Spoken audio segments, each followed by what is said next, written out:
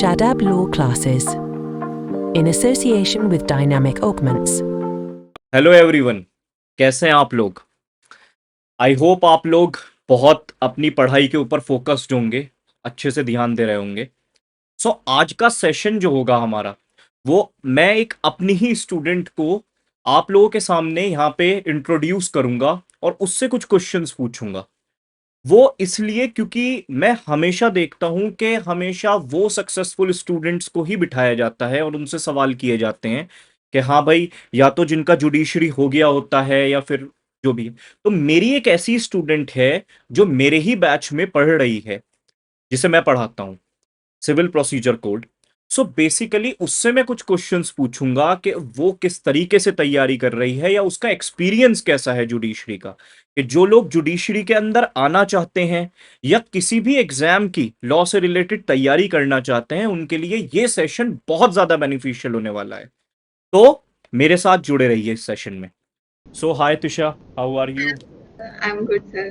सो basically सबको पहले मैं ये चीज़ बताना चाहूँगा, she is my student. So आज मैं पहली बार किसी स्टूडेंट को अपने चैनल के ऊपर इंट्रोड्यूस कर रहा हूँ, जस्ट सिर्फ ये समझाने के लिए कि जुडिशरी की तैयारी किस तरीके से होती है। तिशा, हम जस्ट ये डिस्कस करेंगे इसके ऊपर, और हम ये डिस्कस करेंगे यहाँ पे कि एसएलसी में जब से आपने ज्वाइन किया है तो उससे आपको क्या बेनिफिट मिला है, तो और कैसे आप तैयारी कर रही हैं अपनी। First of all introduce yourself Tisha, क्या आप क्या कर रहे हो, कैसे कर रहे हो बेटा, बताओ प्लीज सबको। Um, First of all, my name is Tisha Gulati, and I'm currently pursuing BLLB from CPJ College, yes. related with IP only. And currently, I'm in my fifth year now, and I reside in Delhi itself only. I did my schooling from Delhi only, and apart from that, I am interested in some sports activities. I've been a national player of skipping and a state level athlete as well. Good good good good Tisha. So Tisha, सबसे पहले plan सबको ये, मुझे जो सबसे ज़्यादा एक खुद भी जुडिशियल एस्पिरेंट होने के नाते आप ये बताओ सबसे पहले कि आपने सोचा कब कि हाँ मुझे भी जुडिशरी के लिए जुडिशरी में आना चाहिए। हर बच्चे के दिमाग में ये चीज़ रहती है कि हाँ मुझे ये कैसे समझे बच्चा कि कब स्टार्ट करना है जुडिशरी। आपने कैसे सोचा, सबसे पहले मुझे ये बताओ। सर, शुरू से ही लॉ तो मेरे दिमाग में था कि लॉ करनी है, बट लॉ में आगे क्या करना है, मतलब लिटिगेशन में जाना है, किस लाइन में जाना है, वो थोड़ी बहुत क्लैरिटी हुई थी कॉलेज में आके। धीरे धीरे सब्जेक्ट्स पढ़े और धीरे धीरे एक्सपोजर मिला विद इंटर्नशिप्स एज वेल, तो उससे एक आइडिया लगा कि हाँ कौन सी लाइन बेटर होगी, किस लाइन में ज़्यादा फोकस करना है। तो I believe when you reach your third year, I guess तब तक एक क्लैरिटी मिल जाती है एक स्टूडेंट को कि हाँ उसने आगे क्या परस्यू करना है उसके आगे। तो मुझे भी उसी टाइम में मिली थी। तो बेसिकली आपका ये कहना है कि जब आप जैसे if I am not wrong कि आप 5 ईयर कोर्स में एनरोल्ड हो BLLB के। सो बेसिकली कहीं ना कहीं एक स्टूडेंट के पॉइंट ऑफ व्यू से कि 3 साल जब उसके गुजर जाते हैं तो लगभग उसे एक मेंटल स्टेट उसकी ये आ जाती है, क्या उसे पता लग जाता है कि कब मुझे जुडिशरी की तैयारी करनी है। क्योंकि देखिए, मैं इस वजह से अपने यूट्यूब चैनल पे बच्चों को ये चीज़ और समझाना चाहूँगा कि मैं अगर कुछ बात कहूँगा कि हाँ कि मैं ये बात कहूँ आपसे अब शुरू करनी चाहिए, तब शुरू करनी चाहिए, तो मैं इसीलिए अपने स्टूडेंट से ये जानना चाह रहा हूँ कि जो खुद BLLB अभी परस्यू कर रही है कि वो ज़्यादा बेटर आपको बता सकती है कि कब शुरू करनी है। तो उसने भी जैसे माइंड फ्रेम किया कि हाँ कि उसे 3rd ईयर के बाद ऐसा लगा कि हाँ भाई मुझे जुडिशरी की तैयारी करनी चाहिए। सो बेसिकली तिशा, अब सबसे इम्पॉर्टेंट क्वेश्चन जो हर एस्पिरेंट के दिमाग में आता है, क्या जुडिशरी की तैयारी जब करते हैं तो ये हार्ड है तैयारी करना या इजी है तैयारी करना, या कितनी में ये डिफिकल्टी लेवल क्या होता है जुडिशरी की तैयारी का, अगर तुम बताओ तुमने क्या फेस किया इसमें। सर पहले तो आपको मेंटली फेस करना पड़ेगा कि हाँ आपको फर्दर तैयारी करनी है, एंड इट्स नॉट इजी क्योंकि आप सब कुछ आपके सामने ओपन होता है सिलेबस, आपको सारी चीजें कवर करनी है और शुरू में आपको नहीं आइडिया लगता क्या चीजें करनी है, क्या चीजें कवर करनी है, कौन सी चीजें छोड़नी है, तो काफी ओवरवेलमिंग सिचुएशन हो जाती है।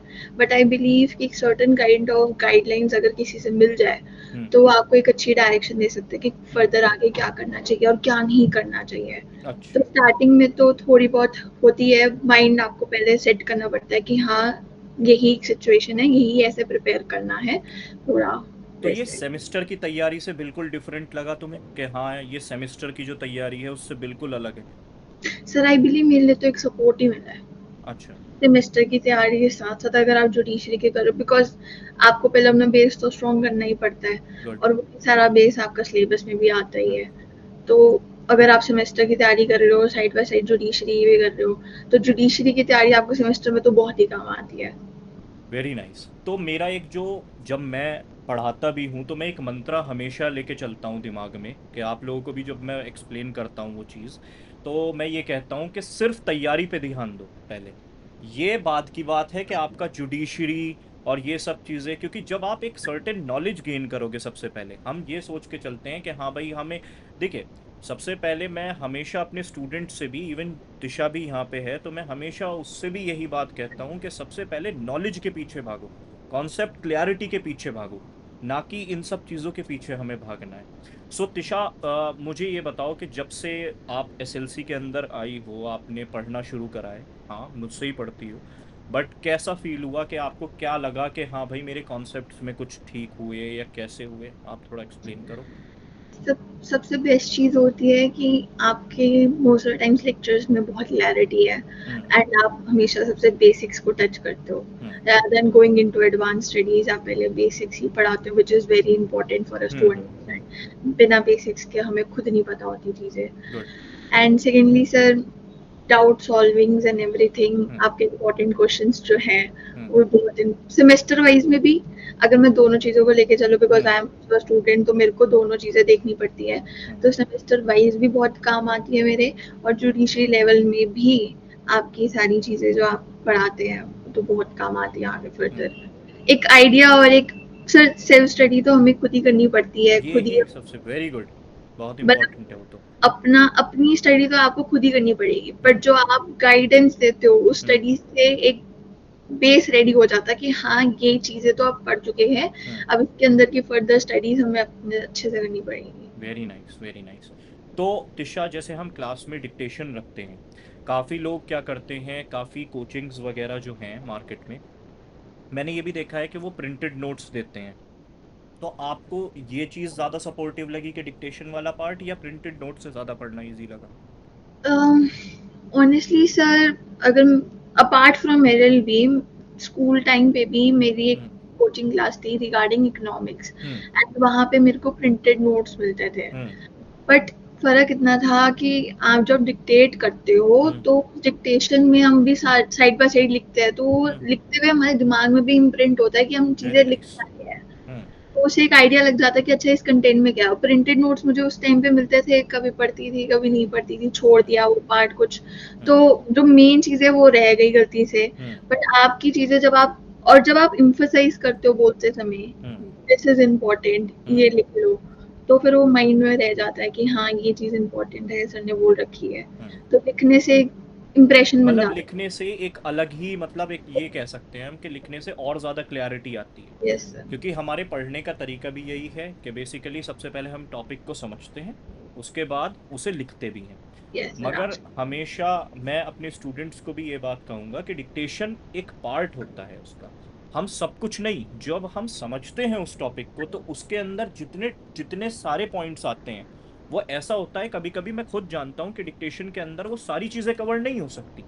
कुछ पॉइंट्स ऐसे होते हैं जो पढ़ते टाइम स्टूडेंट को लिखने चाहिए हमेशा। सर आप अपने लेक्चर्स में बोलते हो, एंड वो बहुत बेनिफिशियल रहता है, जो आप एग्जांपल्स देते हो, जो इलस्ट्रेशंस आप साइड बाय साइड बताते हो, अगर आपने उसको कॉपी कर लिया अलोंग विद योर डिक्टेशन, तो it will be like a more than enough है वो तो फिर। Yes sir. अच्छा, तो तिशा, जैसे अप्रॉक्स तुम्हें लगभग अराउंड 8-9 मंथ्स हो चुके हैं कोचिंग लेते हुए, and your BNSS, BNS, BSc and many of the other subjects तुम्हारे लगभग ख़त्म हो चुके हैं। I think constitution and all ये सब थोड़े बहुत रह गए हैं, and some small subjects.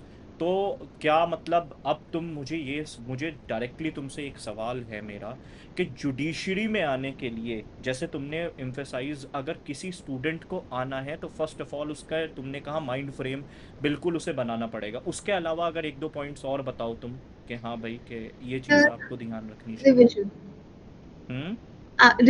Revision पढ़ लिया, वो तो हो गया, आपने पढ़ लिया, आपने बीएनएस बीएसए कर लिया, खत्म कर लिया, इट्स नॉट इनफ। आपको उसके बाद अपने नोट्स को फिर से रिवाइज करना पड़ेगा, फिर से गो थ्रू करना पड़ेगा। ये नहीं कि बंडल बना दिया नोट्स का, एक के वो देखा ही नहीं फिर खोल के दोबारा। एग्जैक्टली सर, क्योंकि आपके दिमाग में इतनी सारी चीजें नहीं बैठ सकती एक ही बारी में पढ़ने वेरी में। नाइस। हाँ, ये तो परफेक्ट सी चीज़ है कि आपके दिमाग में नहीं बैठ सकती, ये वाली चीज़ें हैं। तो ये बेसिकली कुछ पॉइंट्स थे मेरे कि जो मैं ख़ास तौर से चाहता था कि मेरी एक स्टूडेंट जो है जिसकी एक अभी जर्नी चल रही है जुडिशरी की, तो वो ख़ास तौर से बताए, जैसे उसने बताया भी कि कब तैयारी कैसे होनी चाहिए। तो मैं, क्योंकि हमेशा हर टीचर अपने एक व्यूज़ रखता है, बच्चे ये सोचते हैं कि इसके तो अपना है, बट एक स्टूडेंट के पर्सपेक्टिव से अगर हम समझें तो वो वाली चीज़ थी कि मैं ये चाहता था बेसिकली। और बेटा ऐसे ही आप तैयारी करती रहो and you will become a जज फॉर श्योर, ऐसा कुछ नहीं है, ठीक है। सो अच्छे से ध्यान से पढ़ो, ठीक है, and all the best. Thank you sir. Done, mill. So yes, अब आप लोगों को पता लग गया होगा मेरे स्टूडेंट के रिव्यू से कि किस तरीके से एक एस्पिरेंट जो कि अभी कॉलेज के अंदर है या जिसका कॉलेज अभी जस्ट खत्म होने वाला है, सो किस तरीके से तैयारी कर सकता। ठीक है, तो आप लोगों को थोड़ा बहुत तो समझ में आया ही होगा, क्योंकि मैं हमेशा ऐसा अप्रोच रखना चाहता हूं कि जो एक मतलब मुझे ऐसा लगता है जो सच हो, बिल्कुल इसके अंदर कोई फेकनेस नहीं होनी चाहिए। कि मैं ऐसा नहीं चाहता कि मैंने आपको 3 बात बता दी, क्योंकि हर कोई यही बात कर रहा है कि आपको 4 बात ज्ञान की बता दी। आप लोगों के लिए जरूरी यह है कि जो अभी इस वक्त तैयारी कर रहे हैं स्टूडेंट्स, वो कैसे अपने आप कैसा अप्रोच ले रहे हैं, कौन सी रोड ऐसी पकड़ रहे हैं वो जिसके थ्रू वो अपने गोल तक पहुंचने की कोशिश कर रहे हैं।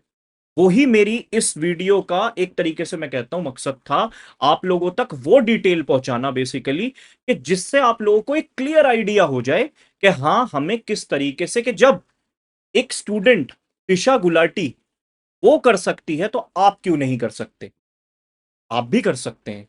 ठीक है, तो एसएलसी का सिंपल सा एक मंत्र है कि आपको कॉन्सेप्चुअल क्लैरिटी, आपके बेस क्लियर होंगे और किसी भी तरीके की कोई भी आपको प्रिंटेड नोट्स नहीं, डिक्टेशन मिलेगी। तो यही एसएलसी का गोल है और एसएलसी के इस गोल को मैं हमेशा हमेशा लेके चलूंगा।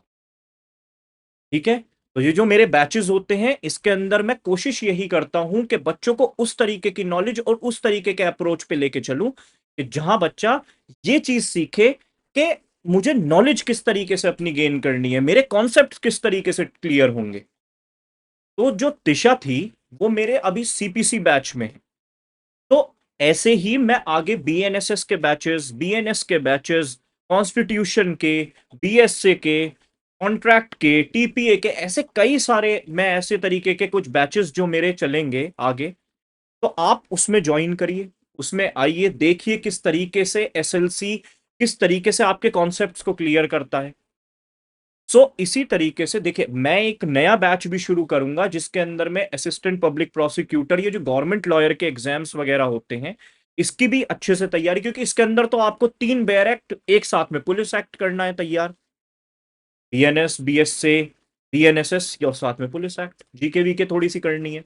बेसिकली यही आप लोग देखें, इस वीडियो से हमने क्या सीख लिया, इस वीडियो से हमने ये चीज सीखी है कि अगर हम कोशिश करें तो हम भी बहुत अच्छे से तैयारी कर सकते हैं। और मैं आपको सच में एक मुझे एक खुद से बिलीव है कि देखिए, वैसे तो सब कुछ ऊपर वाले के हाथ में होता है, मगर कोशिश करना हमारा काम है, जैसे मैं अपने स्टूडेंट्स के साथ कोशिश करता हूं।